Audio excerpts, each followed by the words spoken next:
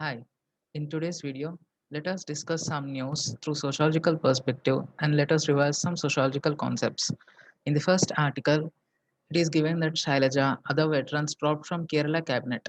So what happened is recently Kerala went to elections and the Pinarayi Vijayan CPI government got re-elected.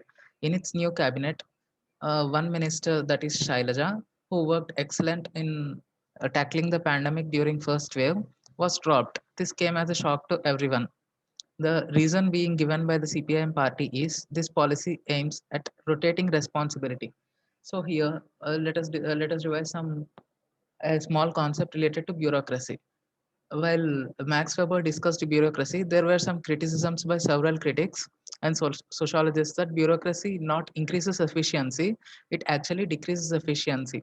It leads to red tapeism, it leads to corruption, it breeds hierarchies in society, it alienates the depressed from their opportunities. So to check to check this fallouts from bureaucracy, some governments, including in China and Yugoslavia, like Mao in China, underwent with policy called rotating responsibility or role shifting or collective decision making. This is to shift responsibility from one bureaucrat to another bureaucrat regularly, so that he does not he does not enjoy much bureaucratic power. However, here Shailaja is not a bureaucrat; she is a minister. We can apply this that concept here. Here again, CPI being Maoist, communist political party, it can be said to follow Maoist principle that it is also implementing rotating responsibility based on collective decision making to check bureaucratic hurdles. Moving on, in the second article, it is given that in Andhra Pradesh, YSRCP government led by Jagan Mohan Reddy is giving some cash credit to fishermen during fishing ban. So, if we discuss Durkheim's division of labor concept, fishermen fishermen undertake some fishing activities which they are forced to stop during fishing bans. This inadvertently leads to income inequalities because they are being denied of equality of opportunity during fishing ban time. Moreover, in today's situation wherein COVID-19 is reeling very ferociously, they are deprived of more. They are more deprived of equality of opportunity. This deprival of equality of opportunity in the context of division of labor breeds conflict, according to Durkheim, and this leads to unrest in society. And this leads to income inequalities and social inequalities. Hence, to check such inequalities, institutional measures within the system are required, as opined by Durkheim, and this government can be seen implementing such institutional measures under the name called YSR Matsyakara Bharosa scheme. One institutional measure is one is they are deprived of financial income. They are deprived of money to smoothly live their lives. So financial incentive is being provided. CM credits 120 crore directly into the accounts of 1.2 lakh beneficiaries. Here it is given. One such measure is the amount is being credited. Second such measure is subsidies are being given on fuel and power. Third such measure is 35 integrated aqua labs are being constructed. This is again an institutional measure. Fourth such measure is commissioning 8 fishing harbors. This is again an institutional measure. So we have come across 4 institutional measures to check income inequalities in the context of division of labor, supporting Durkheim's views. This is the right step forward to address social inequalities and social conflict in the coming days. Moving on, in the next article, it is given that channels move pleas in Supreme Court against AP government. So the context basically is AP government is trying to silence media, which is trying to showcase a government's response to COVID-19 pandemic in an unbiased manner. It is giving out sedition notices to media channels and charging them under Sedition Act. Here, if we revise Karl Marx's concept of class conflict and Durkheim's division of labor, if conflict is to be avoided, there must be some institutional measures, as we discussed earlier, to vent out the grievances of the depressed or the grievances of the exploited by the exploiting. In this case, grievances of the media or grievances of the general public against the government. That such institutional measures like right to freedom, right to dissent, right to protest, or free and fair media are necessary conditions to vent out such grievances and to avoid piling up of dissent.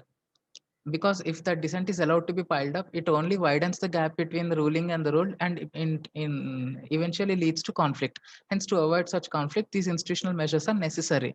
However, here state government is curbing such right and silencing media on the on sedition charges. This is a retrogressive step.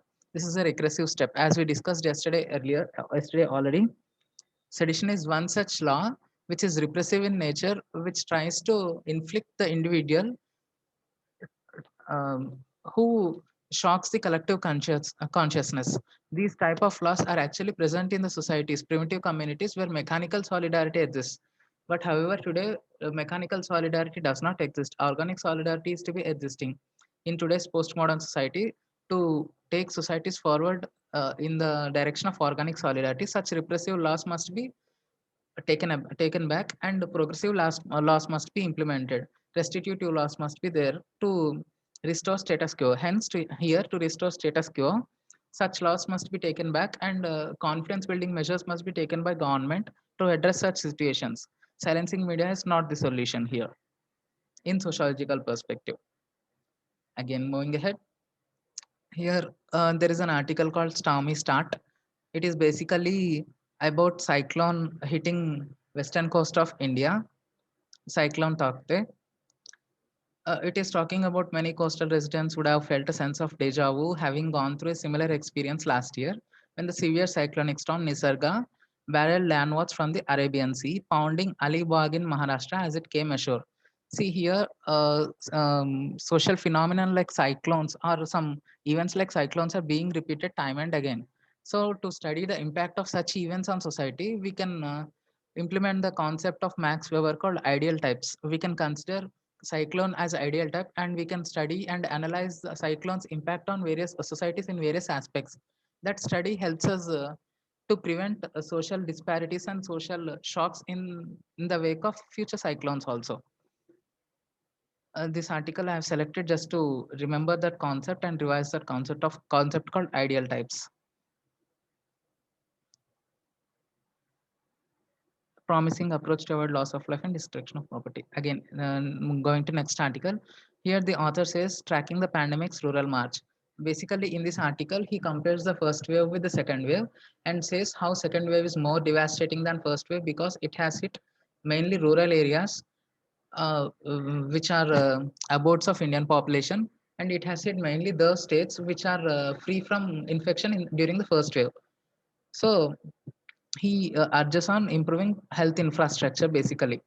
If we revise concept of mode of production by Karl Marx, in mode of production there are two elements, namely forces of production and relations of production. In forces of production there are again two elements, means of production and labor. So here, if we take uh, patients as raw materials and health infrastructure as the industry, health sector, what they are producing is basically they are taking patients as raw materials, and they must produce healthy individuals. This is the process of production that must happen in the health industry if we apply Karl Marx mode of production to current situation. So to increase production when compared to first wave or when compared to pre-COVID times, burden on health industry is more. So production must be increased. That means more healthy individuals must be produced from patients. So to increase such production, mode of production must be increased. Here in mode of production, there are force of production, in which again means of production are there. Under means of production, we come across technological know-how, raw materials, trained personnel, and high-tech equipment. All this must be present. All this must be augmented. Trained personnel means again trained health professionals. Technological know-how means having knowledge about the pandemic and knowing its impact, knowing which drug becomes efficient and which vaccine must be given to which age group, how many types of doses must be given, what all measures must be implemented to prevent the pandemic, to prevent the infection. what all measures must be taken to recover quickly from the disease.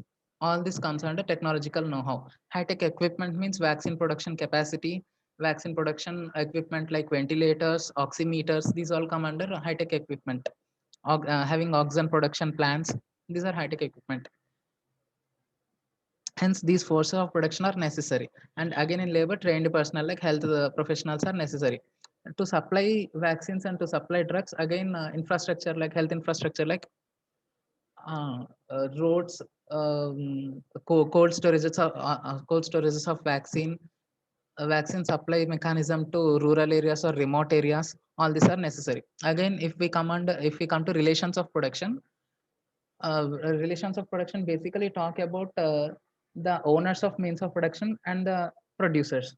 Here, the owners of means of production, that is health industries, mainly corporates and government, and producers are doctors.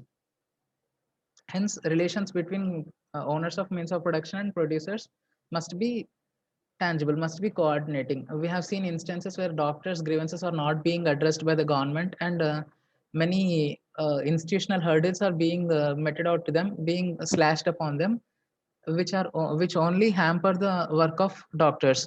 Many formal document filling works are being given to doctors. Sorry, doctors to not allowing them to address patients efficiently.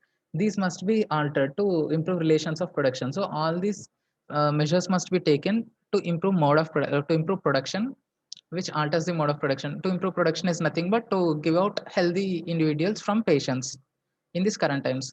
This article discuss exactly that. Even some points are we discussed are not discussed in this article, but what we discussed is through sociological perspective we have arrived at a solution to the problem. So that's all for today. Thank you.